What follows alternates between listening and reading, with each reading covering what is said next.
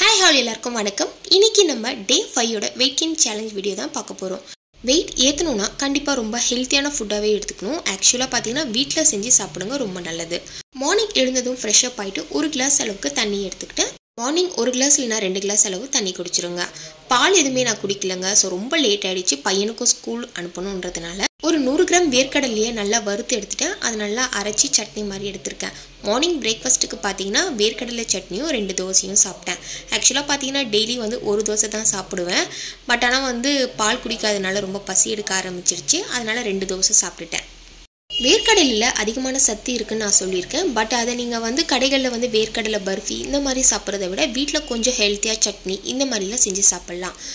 Breakfast complete பண்ணதுக்கப்புறமா எதனா ஒரு ப்ரோட்டீன் ஷேக் அந்த மாதிரி எடுத்துக்கணும். நான் பார்த்தீங்கன்னா ஃப்ரூட்டாகவே எடுத்துக்கிட்டேன். ஆக்சுவலாக பார்த்தீங்கன்னா பாதி மாதுளப்பழத்தை நல்லா வந்து உரித்து சாப்பிட்டாச்சு. பழங்களை அதிகமாக எடுத்துக்கோங்க. மாதுளப்பழம், கொய்யாக்காய் இல்லைனா வந்து சப்போட்டா பழம் இந்த மாதிரி. மதியம் லஞ்சுக்கு பார்த்தீங்கன்னா கத்திரிக்காய் முருங்கைக்காய் போட்டு சாம்பார், சாப்பாடு ஒரு பிடி எடுத்திருக்கேன். காலிஃப்ளவர் பொரியல். சாப்பாடு வந்து ரொம்ப அதிகமாக சாப்பிட்றாதீங்க. மதியானத்துக்கு மேலே ரொம்ப தூக்கம் வந்துடும். தூங்கிட்டிங்கன்னா வெயிட் போட ஆரம்பிச்சிடும். ஆனால் அந்த வெயிட் ரொம்ப ஹெல்த்தியே கிடையாது. நான் நிறைய வீடியோவில் சொல்லியிருக்கேன். ஸோ தூக்கம் வரதா செய்யும். எதனா ஒரு ஒர்க்குன்ற மாதிரி நீங்கள் பண்ணிக்கோங்க. ஒர்க் செஞ்சுட்டே இருந்தீங்கன்னா தூக்கம் வராமல் இருக்கும். ஸோ நமக்குன்னு ஒரு வேலையை அந்த டைமில் வந்து நீங்கள் மாற்றிக்கோங்க.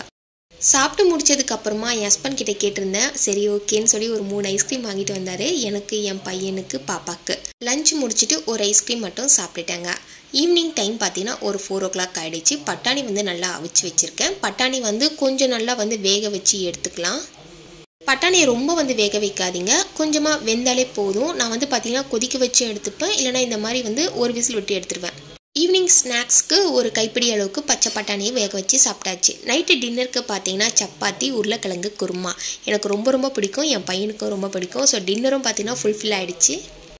நைட்டு வந்து ஒரு கிளாஸ் பாலும் ஒரு வாழைப்பழமும் எடுத்துக்கிட்டேன். செவ்வாழை, நேந்திரப்பழம், உங்களுக்கு என்ன வாழைப்பழம் பிடிக்குமோ, மலை வாழைப்பழமோ இல்லைனா வந்து எந்த வாழைப்பழம் பிடிக்குமோ அதையும் நீங்கள் சாப்பிட்டுக்கலாம்.